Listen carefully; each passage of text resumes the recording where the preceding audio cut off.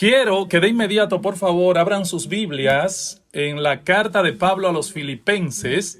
Filipenses capítulo 4, versículos 11 al 13. El tema está anunciado ya. El contentamiento cristiano. El contentamiento cristiano.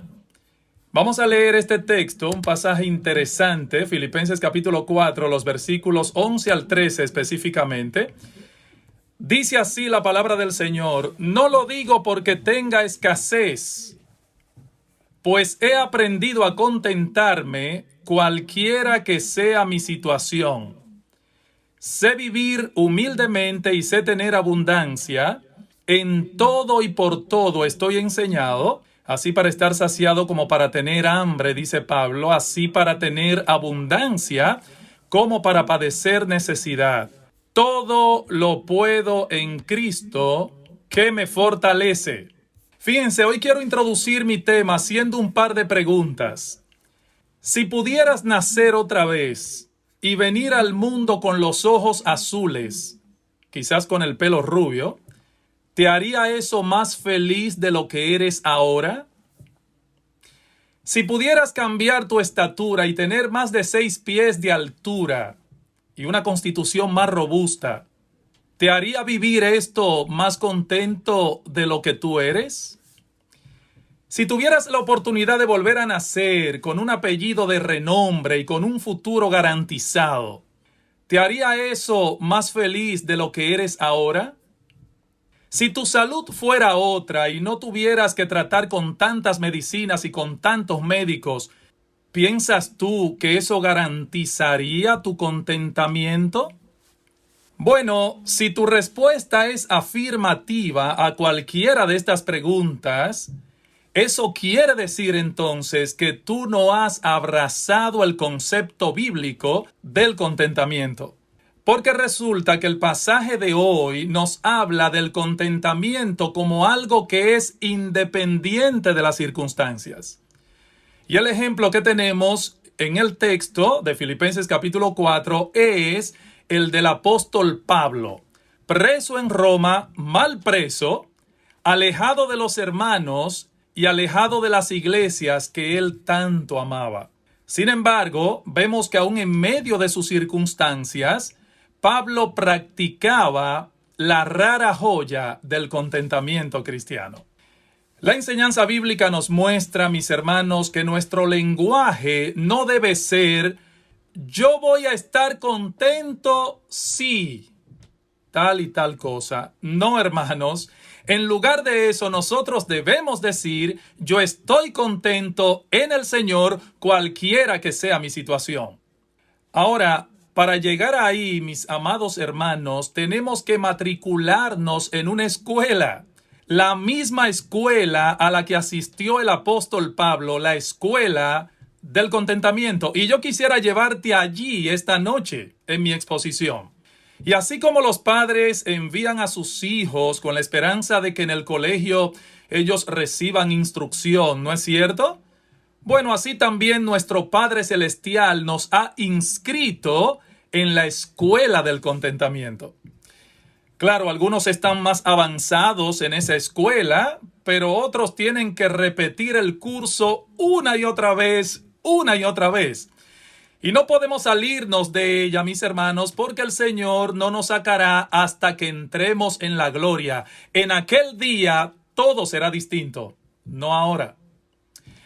Pregunta en esta noche, ¿qué es el contentamiento cristiano? ¿A qué se refiere Pablo al declarar, yo he aprendido a contentarme cualquiera que sea mi situación? Bueno, la expresión que Pablo usa en nuestro texto significa literalmente completa suficiencia. Escucha bien, contentamiento significa completa suficiencia. Estamos hablando, hermanos, de una suficiencia que se posee internamente y que no puede ser afectada por ninguna circunstancia externa. Pablo habla diciendo que él había aprendido. Noten, hermanos, Pablo había aprendido. Y eso quiere decir que el contentamiento es un arte que se aprende. Él había aprendido a estar satisfecho en cualquier situación, en cualquier condición. Y como esa capacidad radicaba en su alma, bueno, no había nada externo a él que pudiese cambiar esa realidad. ¿Saben por qué? Porque el contentamiento es interno. Entonces, lo que Pablo está diciendo aquí es que él no estaba dominado por las circunstancias. Eso no era lo que determinaba su felicidad o su gozo, las circunstancias. No. Recuerden, hermanos, que Pablo estaba en una prisión, encadenado a un soldado romano cuando él escribió esto. El apóstol Pablo no estaba en Punta Cana o en una playa allí en un cheiló, con unas gafas y un gorro disfrutando de la naturaleza. No, este hombre estaba en prisión. Y sin embargo, en esa condición real, este hombre puede decir que es independiente a sus circunstancias. Pablo está diciendo, en otras palabras, mi gozo, mi felicidad no depende de lo que me esté pasando. Yo estoy completo en mí mismo. Ahora, alguien puede pensar al escuchar estas palabras que Pablo era un hombre orgulloso, soberbio, que pretendía ser tan autosuficiente que no dependía de nada ni de nadie. Pero hermanos, esa no es la idea que Pablo tenía en mente cuando escribió estas palabras. De hecho, noten lo que él dice en el versículo 13, luego de decir que él tenía contentamiento, él dice, todo lo puedo en Cristo que me fortalece. En Cristo que me fortalece. He ahí, hermanos, la clave del asunto. La suficiencia de este hombre provenía de Cristo, no de sí mismo. O sea que Pablo, estando en prisión, estando encadenado a un soldado romano, él tenía a Dios y eso le era suficiente. Estaba en prisión, estaba encadenado a un soldado romano, pero él tenía a Dios y eso para Pablo era suficiente. Hermanos, el contentamiento cristiano depende de comprender la grandeza del cristianismo. Porque por medio de Cristo nosotros hemos llegado a conocer al único Dios verdadero. Esa es la gloria del cristianismo, el privilegio del cristianismo, hermanos. Tener a Dios es tener mucho. Tener a Dios es tener lo suficiente. Tener a Dios es tenerlo todo. Ahora, mi hermano, si tenerlo mucho no te satisface, si tener lo suficiente no te satisface, si tenerlo todo no te satisface, entonces nada podrá satisfacerte. Mi hermano, mi hermana, no permitas que tu corazón te engañe haciéndote creer que la base de tu descontento proviene de tu mala situación económica. O que el descontento de tu corazón proviene de tu difícil situación conyugal, porque eso no es cierto, o de cualquier otro tipo de circunstancia adversa. No dejes, mi hermano, que tu perverso corazón te engañe haciéndote creer que tu gozo y tu contentamiento dependen de esas cosas. Tu problema nace de un concepto erróneo de quién es Dios y de los privilegios que Él te ha concedido por medio del Evangelio. Ese es todo el problema.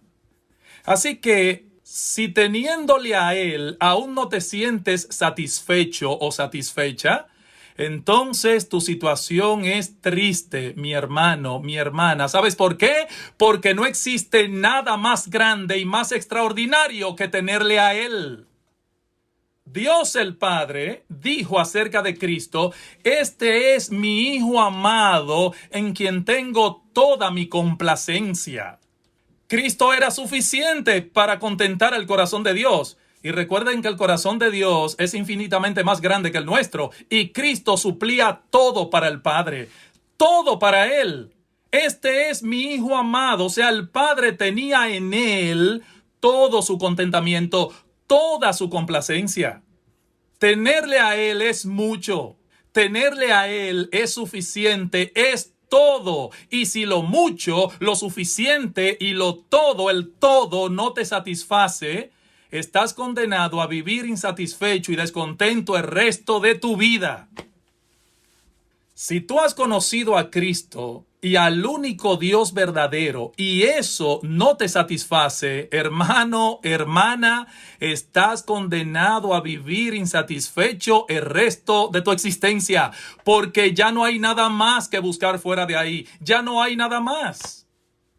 Pablo nos dice que él aprendió a contentarse cualquiera que fuese su situación.